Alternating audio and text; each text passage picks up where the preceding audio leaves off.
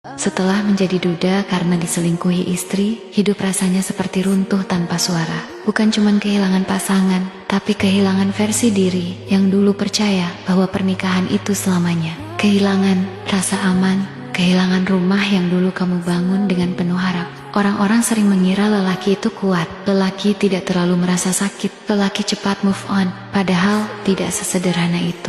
Menjadi duda karena pengkhianatan, itu beda rasanya. Ada luka yang tidak berdarah, tapi dalam. Ada pertanyaan yang terus berputar di kepala setiap malam. Kurangku di mana?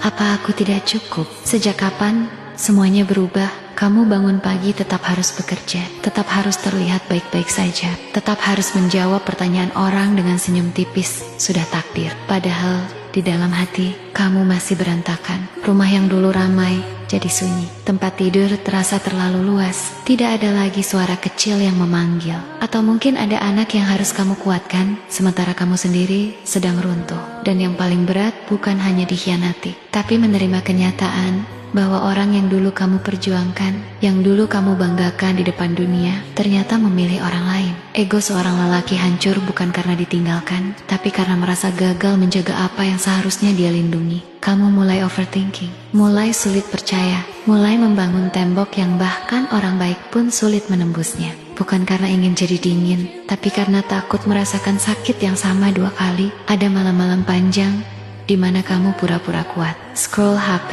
tanpa tujuan, menghindari kenangan. Tapi tetap saja, ingatan itu datang tanpa izin. Namun hidup tidak berhenti, hanya karena kamu patah. Pelan-pelan, kamu belajar menerima bahwa tidak semua pengkhianatan terjadi karena kamu kurang. Kadang memang karena dia tidak tahu cara menjaga. Kamu belajar bahwa harga diri lebih penting daripada mempertahankan seseorang yang tidak lagi setia. Kamu belajar bahwa menjadi duda bukan berarti gagal sebagai lelaki. Itu hanya berarti kamu pernah mencintai dengan sungguh-sungguh. Dan suatu hari nanti, ketika lukamu sudah tidak lagi mengendalikanmu, kamu akan sadar, kamu tidak hancur, kamu tidak kalah.